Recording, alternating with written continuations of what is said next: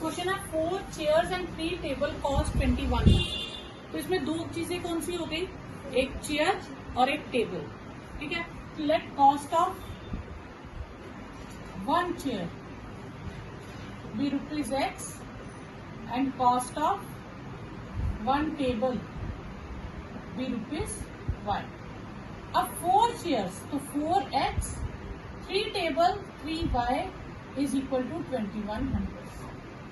Clear. अब इसके वो कहेंगे 4 सोल्यूशंस निकालो, 2 सोल्यूशंस निकाल लो, तो आप फाइंड कर सकते हो। आप कोई भी x की वैल्यू डालो, कोई भी y की डालो, आंसर आ जाएगा। बस इसमें 1 2 वैल्यू मत डालना, क्योंकि ये टर्म बहुत बड़ी है। तो आप ₹100 डाल सकते हो, 200, 400, इस तरह से वैल्यूज डालना जो भी डालना।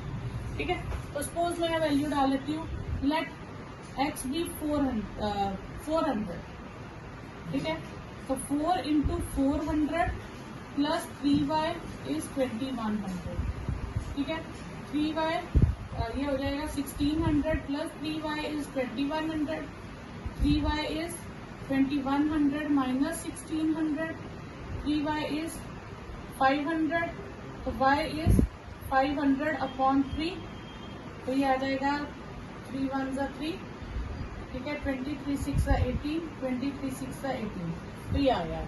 ये एक सोल्यूशन आया। इस तरह से आप कोई भी वैल्यू डाल सकते हो, 100 डाल सकते हो, 200 डाल सकते हो, तो उसके अकॉर्डिंग वैल्यूज आ जाएंगे। ठीक है, तो यहाँ 2 नंबर्स है, तो let numbers be x and y। Let numbers be x value करते थे ना मैम, x और x प्लस 1।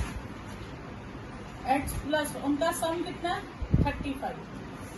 ठीक है, अब इसमें आप x की कोई भी वैल्यूज डाल लो, तो आपके पास जैसे x को 10 ले लो, तो 10 प्लस y इज 35, तो y आ जाएगा 35 माइनस 10 दैट इज 25।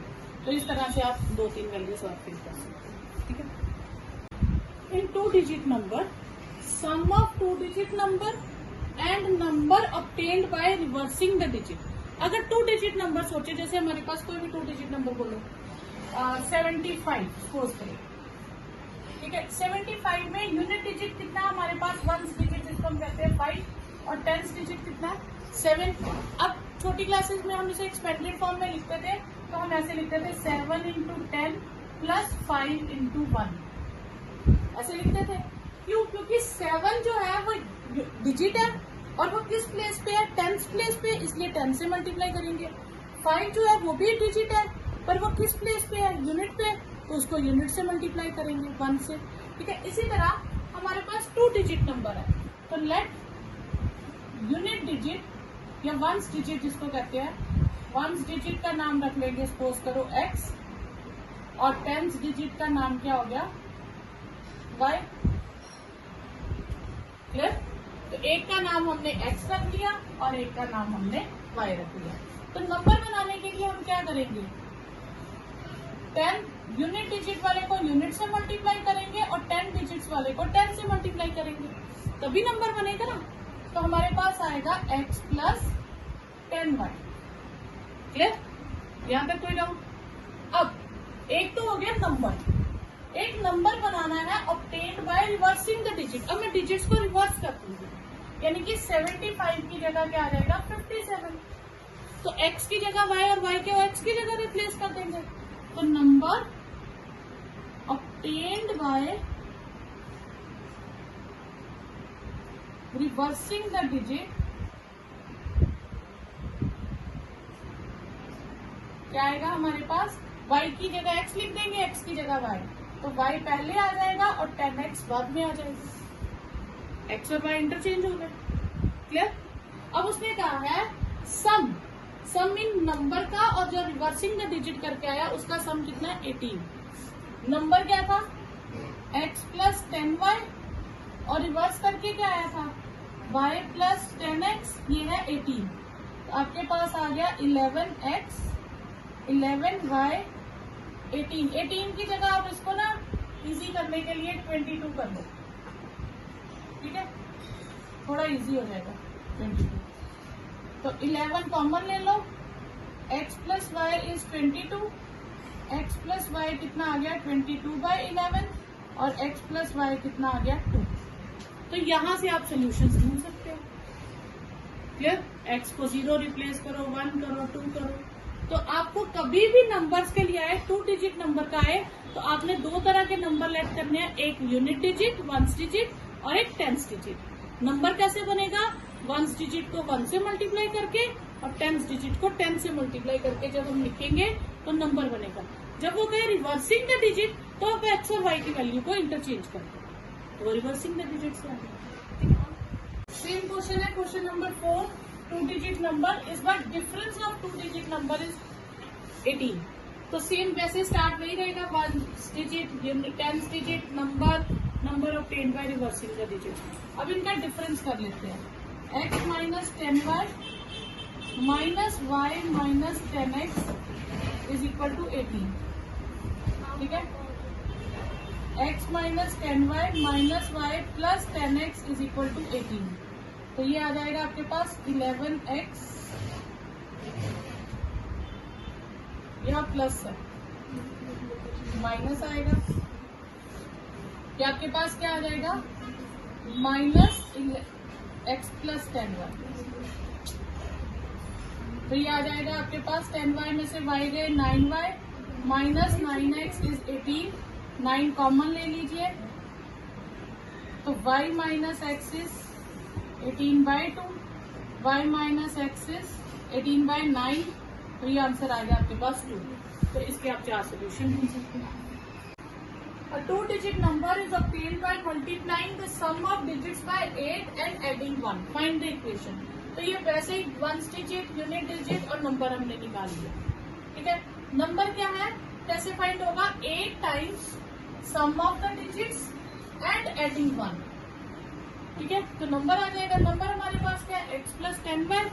तो ये क्या हो जाएगा? 8x plus 8y plus 1। ठीक है, अब आप ये टर्म जिधर ले आओ या ये टर्म जिधर ले जाओ वो आपकी मर्जी। तो x प्लस 10y में से 8x और 8y इस तरफ ले जाओ, तो ये आ जाएगा 2y minus 9x is equal to 1। तो ये इक्वेशन आ गई। अब आपको 2 सोल्यूशन कहेंगे, तो x की वैल्यूज डालो और y की निकाल लो। ठीक है, नहीं तो इक्वेशन तक भी सॉल्व करने को कहेंगे। यहाँ से आपके पास आ जाएगा x, ये आएगा 2y minus 7x is equal to 1। तो ये आपके पास इक्वेशन आ गई। अब आप क्या करेंगे? x की वैल्यूज या y की वैल्यूज फिल करके तो दूसरी निकाल लो। अगर 2 सोल्यूशन निकालने को कहें तो आप अपनी तरफ से x को 0 लेट कर लो। ठीक है, x को 0 लेट कर लो, तो आपके पास बचेगा 2y इज इक्वल टू 1, क्योंकि ये टर्म तो खत्म ही हो गई। सबसे आसान टर्म होती है 0 लेट करना।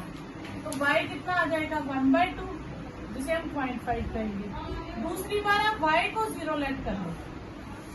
ये सबसे आसान सोल्यूशंस होते हैं 2। अगर वो कहे ना फाइंड एनी 2 सोल्यूशंस, तो एक बार x को 0 लेट कर लो, एक बार y को 0 लेट कर लो। अब आप y को 0 लेट करोगे तो आपके पास minus 7x is equal to 1, x is minus 1/7 आ जाएगा। तो ये माइनस 0.1 को 7 से डिवाइड करोगे तो 7 1 7.1 आ जाएगा। बस एक डिजिट तक आपको फाइंड करना है। ठीक है, तो आपके पास 2 सोल्यूशंस क्या आ गए? 0 और 0.5 और माइनस 0.1 और 5। ये सॉरी 0, ये 2 सोल्यूशन है। और find 2 digit number if 18 is added to number the digits are reversed. तो इसके लिए हम क्या करेंगे? लेट 1 डिजिट बी x और 10 डिजिट dy, और नंबर क्या आ जाएगा आपके पास? 1 into x plus 10 into y, that is x plus 10y। ठीक है, अब यहाँ पे देखिए डिजिट्स आर रिवर्स्ड, जिसमें लिखा होगा वो आपने यहीं पे ढूंढ लेना है। Number when digits are reversed, तो डिजिट्स रिवर्स करना होगा तो y और x को एक्सचेंज कर देंगे, तो y पहले आ जाएगा और 10x बाद में हो जाएगा, क्योंकि डिजिट्स को रिवर्स किया तो इंटरचेंज कर दो। ठीक है, अब क्वेश्चन क्या है? If 18 is added to number, statement पढ़ेंगे। 18 is added to number, number क्या है हमारे पास? x plus 10y 18 is added to number, then digits are reversed. तो नया नंबर आ जाएगा y plus 10x. ठीक है, क्लियर? अब इनको उठा के इधर ले जाइए, तो x plus 10y minus y minus 10x is minus 18. तो ये आ जाएगा x minus 9x plus 9y is minus 18. तो ये आपके पास इक्वेशन आ गई. ठीक है, ज्यादा से ज्यादा आप क्या कर सकते हैं, और इजी करना हो तो माइनस कॉमन ले लीजिए. ठीक है, -9 कॉमन ले लीजिए, तो x माइनस वाई बचेगा. तो x माइनस वाई आ जाएगा -18 अपॉन -9. तो ये कट जाएगा, x माइनस वाई आ गया 2. तो ये आपके पास इक्वेशन आ गई. अब आप इसके सिंपली सोल्यूशन ढूंढ सकते हो. तो लेट कर लो, y को 0, x minus 0 is 2, x is equal to 2. फिर y को 1 लेट कर लो, x minus 1 is 2, x is 2 plus 1. ठीक है, इस तरह से. क्लियर? तो आप इसके जितने मर्जी सोल्यूशन फाइंड कर सकते हो. The numerator of a fraction is 4 less than the denominator. तो लेट करेंगे हम न्यूमिनेटर dx और डिनोमिनेटर dy. क्वेश्चन के अकॉर्डिंग क्या है, न्यूमिनेटर यानी कि x इज माने इज इक्वल टू 4 लेस. ठीक है, एड और लेस हो तो पीछे से लिखना, 4 लेस देन द डिनोमिनेटर. ठीक है, तो आपके पास इक्वेशन क्या आ गई, इक्वेशन आ गई. तो आप इसके सोल्यूशन ढूंढो. लेट y को कर लो 0, तो x आ गया 0 माइनस 4 माइनस 4. y को 1 लेट कर लो, 1 माइनस 4 माइनस 3. 2 लेट कर लो, 2 माइनस 4 माइनस 3. अब फ्रैक्शन बिकम 9/11. 9/11 आंसर आएगा when 2 is added to numerator and 3 is subtracted from denominator. तो पहले तो हम सिंपल लेट करेंगे. Let numerator be x and denominator be y. अब वो कह रहा है आंसर 9/11 बनेगा. कब? when 2 is added to numerator and 3 is subtracted from denominator. ठीक है, तो न्यूमिनेटर x की बजाय x प्लस 2 कर दो और डिनोमिनेटर y की जगह y माइनस 3 कर दो. ठीक है, अब क्रॉस मल्टीप्लाई कर लो.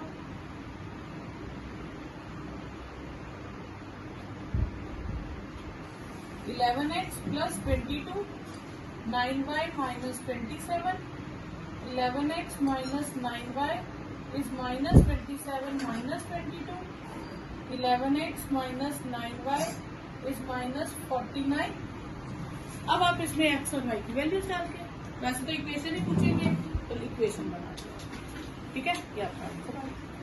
क्वेश्चन है the sum of numerator and denominator of a fraction is 3 less than twice the denominator. तो न्यूमिनेटर x मान लिया, डिनोमिनेटर y मान लिया. Sum of numerator and denominator is 3 less than twice the denominator. ठीक है, तो अब ये इधर शिफ्ट कर दो. x plus Y minus 2y is minus 3. x minus Y is minus 3. ठीक है, तो आप इसमें किसी की भी वैल्यू फिल कर सकते हैं. इक्वेशन तो आ गई. लेट y को 0 फिल कर लो. x minus 0 is minus 3. x is equal to minus 3. फिर y को 1 फिल कर लो. x minus 1 is minus 3. Minus 3 plus 1 minus 2. y को 2 फिल कर लो. x minus 2 is minus 3. x आएगा माइनस 3 प्लस 2 माइनस 1. तो आपके पास सोल्यूशन आ गए -3 वैल्यू एट 0. पहले x हमेशा लिखना, फिर y लिखना. ठीक है, x की value -2 I when y is 1 और x की value -1 I when y is 2. If twice the son's age in years is added to father's age, the sum is 70. तो दो लोग हो गए इसमें, एक सन और एक फादर. तो दोनों की एज लेट कर लो. Let son's age be x years और father's age be y years.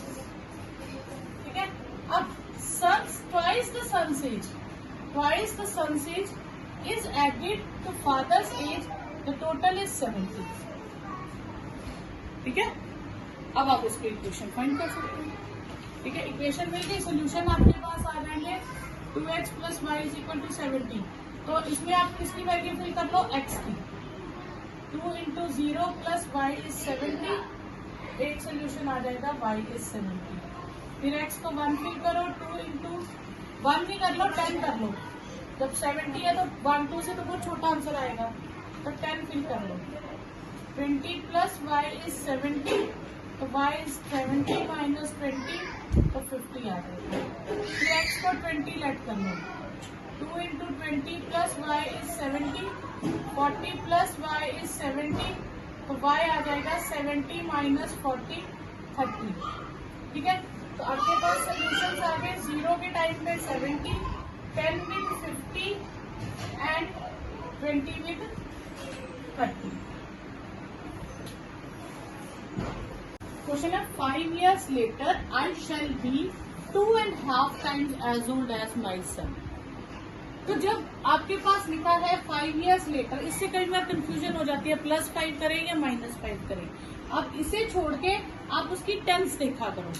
Shell है, विल शेल हो तो फ्यूचर है, फ्यूचर टेंस होगी ना. फ्यूचर में हमारी एज क्या होती है, बढ़ती है, तो इसका मतलब हम +5 करेंगे.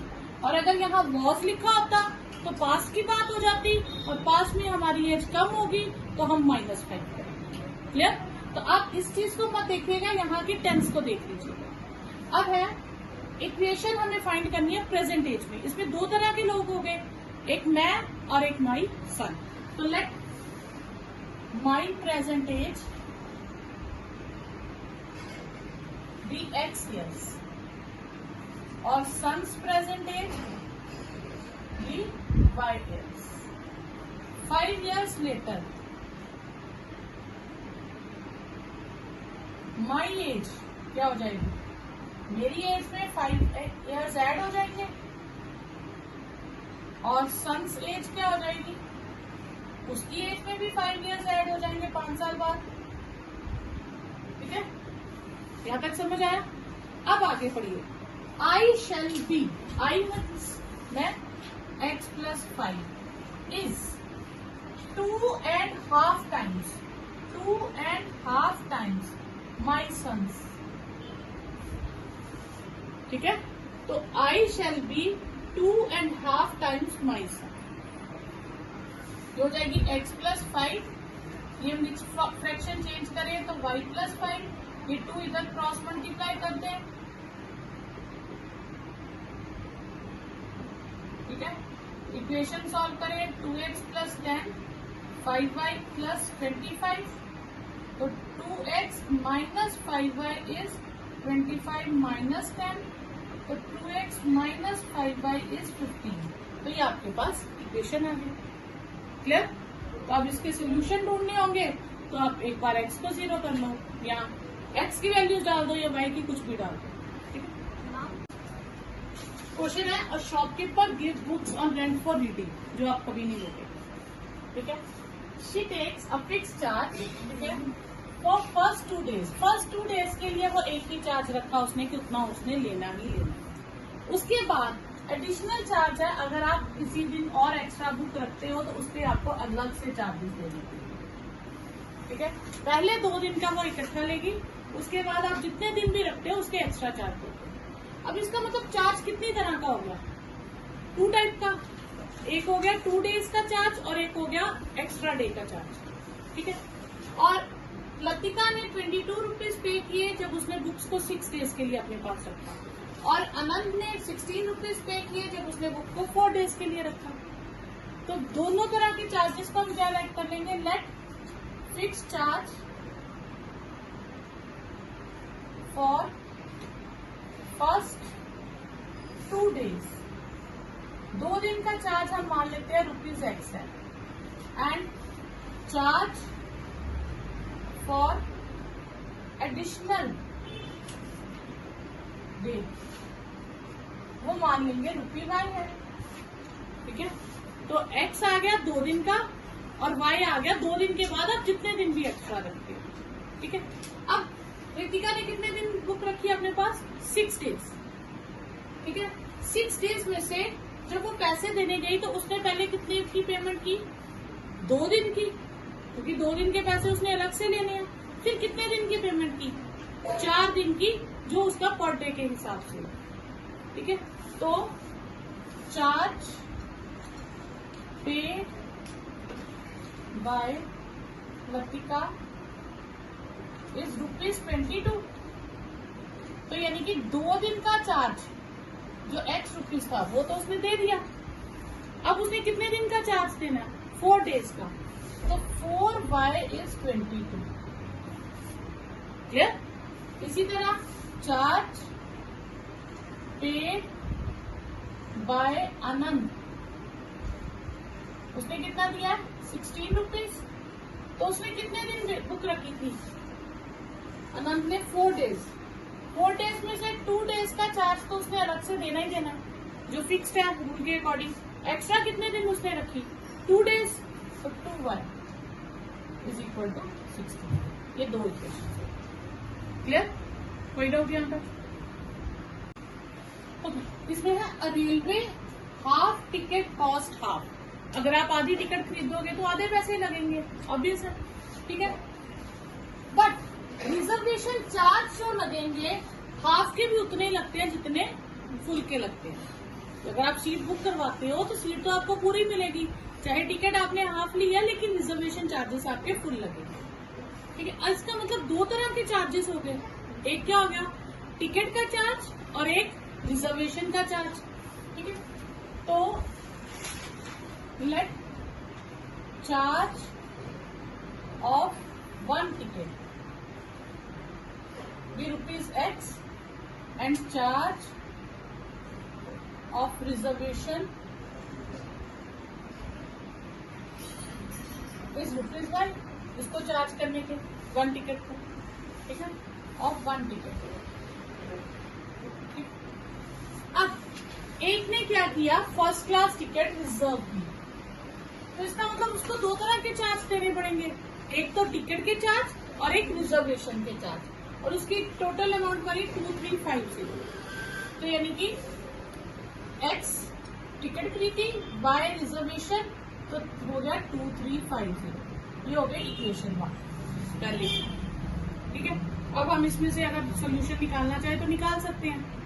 ठीक है, X और Y की वैल्यूज, इसमें जो वैल्यूज भरोगे वो 100, 200, 300, 500 इस तरह से भरना, 1-2 रुपीज नहीं भरना। ठीक है, दूसरे ने क्या किया? 1 reserve first class ticket and 1 reserve first class half ticket. तो उसने एक तो अपने लिए पूरी टिकट बुक कराई, एक सपोज आपने बच्चे के लिए करवाई हाफ टिकट बुक करवाई। तो उसने कितनी टिकटें ली? 2 टिकट्स नहीं ली, 1 टिकट एंड हाफ टिकट ली। पर रिजर्वेशन चार्जेस उसको 2 बार ही देने पड़ेंगे, क्योंकि हाफ के भी रिजर्वेशन चार्जेस उतने ही हैं जितने फुल के हैं। ठीक है, तो उसने एक टिकट ली X, ठीक है, प्लस एक आधी टिकट ली X/2, और रिजर्वेशन चार्जेस इसके भी Y और इसके भी Y, और उसको बने टोटल 3810। क्लियर? कोई डाउट यहाँ तक? अब मैं एलसीएम ले लू, 2x plus x twice y twice y 3810, 2 और 1 3x, 2 और 2 4y 3810, और ये 2 उधर चला जाएगा, तो ये हो गया 3x प्लस 4y इज 20677620। तो ये आपके पास सेकेंड इक्वेशन है। ठीक है, तो आपको इक्वेशन फ्रेम करनी थी, आप इक्वेशन फ्रेम करते हैं। If A, B, C are the angles of a triangle ABC, तो एंगल्स ऑफ अ ट्राइंगल का क्या रूल होता है? ट्राइंगल के एंगल्स का क्या रूल होता है? सम ऑफ एंगल्स इज 180 डिग्री। ठीक है, तो एंगल A आपको दिया है 6x प्लस 10, एंगल B दिया है 2y प्लस 3, और एंगल C दिया है 2x plus 3y। By angle sum property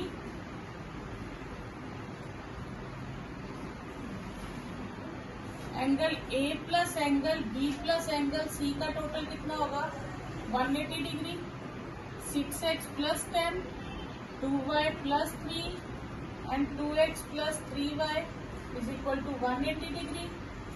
तो ऐड कर दीजिए 8x हो गया 5y हो गया प्लस 13 इज 180 डिग्री। तो 8x plus 5y is equal to 180 minus 13। तो 8x plus 5y is equal to 167 degree. Answer